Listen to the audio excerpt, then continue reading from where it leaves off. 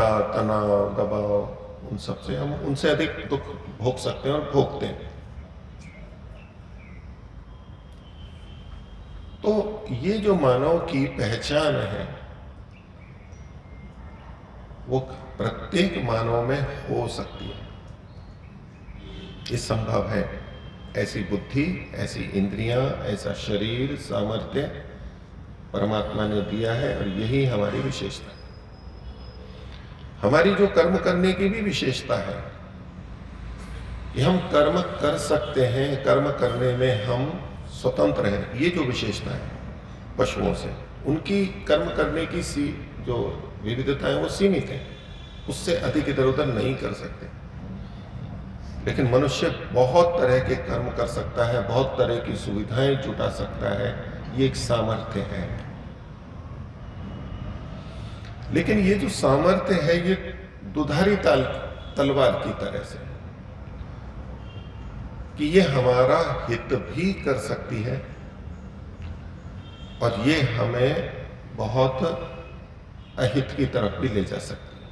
ये जो सामर्थ्य है हमारी, विशेष प्रकार का शरीर, विशेष प्रकार की बुद्धि, ये एक तरफ हमें बहुत ऊंचा भी ले जा सकती है और एक तरफ हमें बहुत नीचा भी ले जा सकती है। पशु ना तो ऊपर अधिक जा सकते और ना नीचे जा सकते। अब ये कोई बुद्धि या हमारे शरीर का दोष नहीं है। अब चाकू यदि तीखा है, सब्जी फल अच्छे से काटता है और उससे उंगली भी कटने की संभावना उतनी ही अधिक होती है, मोटे चाकू से उंगली कटने की संभावना कम होती है, तो ये उस चाकू का दोष नहीं होता है। चाकू तो अच्छे के लिए था, अच्छे से सब चीजें कटे हैं, अच्छे जल्दी से कटे हैं। तो जो बुद्धि और शरीर परमात्मा ने दिया है, इसमें उन्नति की भी उतनी ही बहुत अधिक संभावनाएं हैं, तो नीचे जाने की भी संभावना है। लेकिन ये जो नीचे जाने की संभावना है ये परमात्मा के द्वारा नहीं की गई है, तो परमात्मा ने इसलिए ये जन्म नहीं दिया है। हम इसका दुरुपयोग कर लेंगे तो कुछ भी हो सकता है और सदुपयोग करेंगे तो हम ऊंचाइयों पर भी जा सकते हैं।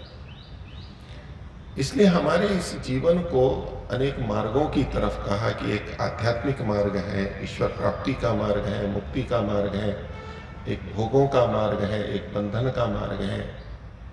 इसी शरीर से, इसी बुद्धि से हम भिन्न भिन्न मार्गों पर चलते हैं। हम अपने जीवन में भी खूब देख लेते हैं और दूसरों के आसपास में भी ये सब चीजें हमें बहुत प्रत्यक्ष। तो हमारे ऋषियों ने इस बिंदु पर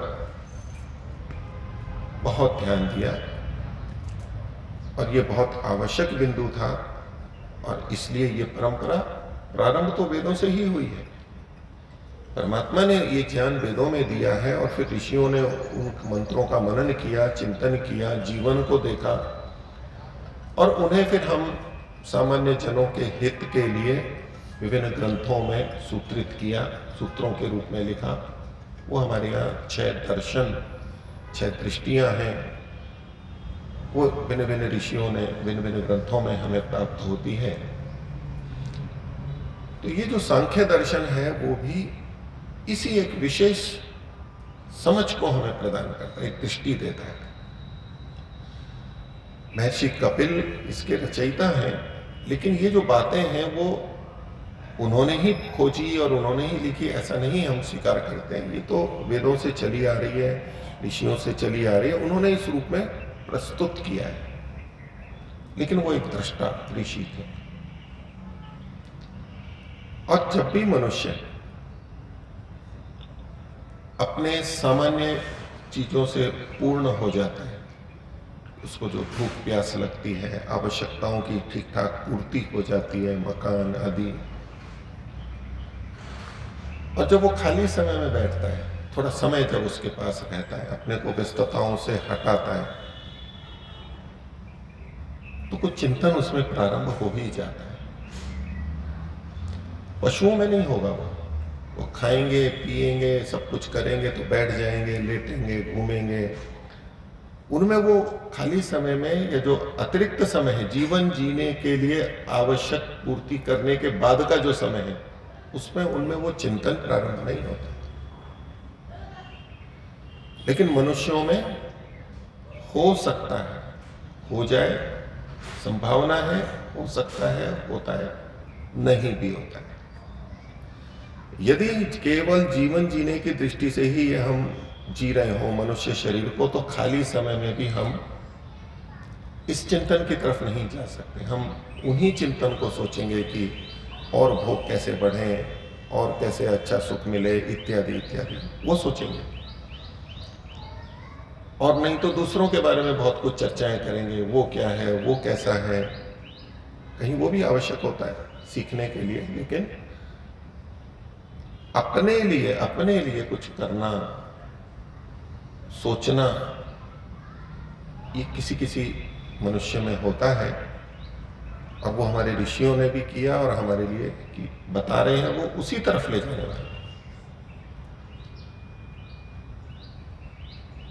तो सांख्य में हमें एक विशेष प्रकार की दृष्टि प्रदान की गई है, और वो दृष्टि केवल इस रूप में नहीं है कि कुछ निर्णय बता दिए गए हों, निर्णय भी बताए हैं, लेकिन वो विचार पूर्वक बताए हैं, उसमें पक्ष विपक्ष उठा करके बताए हैं कि जिस प्रकार से हम मनन करते हैं या कर सकते हैं, किसी बिंदु पर विचार करते हुए जैसे हमारे अंदर प्रश्न उठते हैं, वितर्क उठते हैं, क्या, क्यों, कैसे, ये जो प्रश्न उठते हैं, जो कि एक स्वाभाविक वैज्ञानिक प्रक्रिया है, मानसिक प्रक्रिया है, यदि हम बुद्धि का उपयोग करें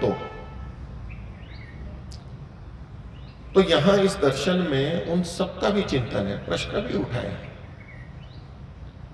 और विवेचना की गई है, और हमारे मन मस्तिष्क को प्रेरित, विचारित करने के लिए कि हम सोचें इन बिंदुओं पर, निष्कर्ष निकालें। और ये जो सारा दर्शन है, ये सभी छहों दर्शन है, ये इनको मोक्ष शास्त्र कहा जाता है। मोक्ष शास्त्र की मुक्ति की प्राप्ति के लिए। तो अनेक बार जब हम इन बिंदुओं पे बात करते हैं तो भाई मुक्ति तो किसी ने देखी नहीं, हमें क्या पता और क्या आवश्यकता है, जीवन अच्छे से जी लें इतना ही बहुत है हमारे लिए, इससे आगे हमारे को कुछ नहीं सोचना है। वो थोड़ा पशुओं जैसा भाव हमारे अंदर आ जाता है कि बस जीवन जीना है, अच्छे से जीना है, उनकी अपेक्षा अच्छे से होगा। तो यद्यपि ये मोक्ष शास्त्र है, महर्षि दयानंद भी, और ये छहों दर्शन हमें मुक्ति की तरफ ही ले जाते हैं। भले ही इनके विषय अलग अलग हैं कुछ, लेकिन लक्ष्य एक ही है। लेकिन हो सकता है किसी के मन में नहीं, हमें मुक्ति की तो कोई बात ही नहीं करनी है, मुक्ति से कोई लेना देना नहीं, तो इसका मतलब ये दर्शन हमारे लिए किसी काम का नहीं है, क्योंकि हमारी मुक्ति की इच्छा ही नहीं है। तो ये मोक्ष शास्त्र होते हुए भी ये अपने दर्शन को इस तरह से प्रारंभ करता है कि ले तो मुक्ति की तरफ ही जाएगा, लेकिन हमारे वर्तमान के जीवन से जुड़ करके प्रारंभ करता है। छुपे हुए में मोक्ष ही रहेगा, मुक्ति ही रहेगी, लेकिन प्रारंभ हमारे जीवन से करता है, क्योंकि हम जिस जीवन को जी रहे हैं, हमारे जीवन की वास्तविकता है, उसको हम छोड़ नहीं सकते हैं, छोड़ नहीं पाते। हम कहें कि ये सब छोड़ के, और जैसे लोग सोच लेते हैं भाई भगवान की भक्ति में लग जाओ, ये सब छोड़ दो, वो छोड़े कैसे? जी रहा है, वो उसके सुख और दुख से जुड़ा हुआ है, परिवार से जुड़ा है, पड़ोसियों से जुड़ा है, नगर ग्राम देश, न जाने कितनी परिस्थितियों से हम जुड़े हुए हैं। तो यदि कोई दृष्टि पैदा होगी और हमें सोचना होगा, तो इसको साथ में लेकर के चलना होगा। ये कोई अवास्तविकता नहीं है, जिन स्थितियों में हम रह रहे हैं, अच्छी बुरी सुख दुख की, ये कोई अवास्तविकता नहीं है, वास्तविकता है। ये अलग बात है कि हम कुछ दुख अतिरिक्त अपने बढ़ा लेते हैं, मान लेते हैं, लेकिन दुख है, इसकी सत्ता है, और सुख है, इसकी भी सत्ता है, काल्पनिक नहीं है। तो ये दर्शन वर्तमान में हमारी स्थिति की चर्चा करते हुए और फिर मुक्ति की तरफ ले जाने का प्रयास करता है।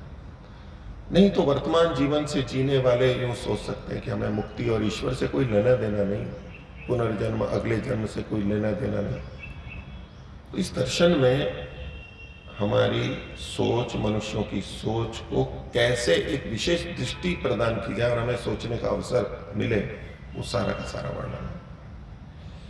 इसमें जहाँ परमात्मा का भी वर्णन आता है, आत्मा का आता है, सृष्टि का कारण, मूल प्रकृति का, कार्य जगत की उत्पत्ति का, शरीरों का, शुभ अशुभ कर्मों का, साधना का, दुख क्यों होते हैं, बंधन क्यों है, मुक्ति कैसे होगी,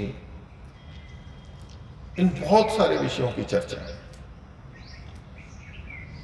हम बहुत सारे विषयों को प्रवचन में सुनते हैं, वो भी बहुत हमारे लिए उपयोगी होता है, जो जो हमारे लिए आवश्यक होता है हम सुनते हैं। वो बातें बहुत सी यहाँ होते हुए भी ये एक शास्त्र के रूप में है, एक विधान है, पूरा एक क्रम है। जैसे हम कोई बात बीच बीच में जो जो आवश्यक हो उसको जाने, एक पूरे ग्रंथ को पढ़ते हैं, पूरे शास्त्र को पढ़ते हैं। तो यहाँ इस बार ये जो समिति ने सांख्य दर्शन का निश्चय किया कि यहाँ ये विषय होना चाहिए, और अंत तक हम धीरे धीरे इनके विषयों को लेते हुए अधिकांश विषयों को हम देखेंगे, और मैं पूरा प्रयास करूंगा कि पूरा सांख्य दर्शन इन दिनों में हमें स्पष्ट हो और उसमें से हम निकल जाए आखिर कहना क्या चाहते हैं, तत्व क्या है। तो महर्षि कपिल का ये ग्रंथ सांख्य दर्शन, और इसका नाम जो सांख्य है, हम सामान्यतया एक शब्द बोलते हैं जो संख्या बोलते हैं, संख्या और सांख्य एक जैसा। तो कई जने उस तरह भी इसको देखते हैं कि इसमें तरह तरह की कुछ चीज़ों की गणनाएं की गई हैं, ये इतने।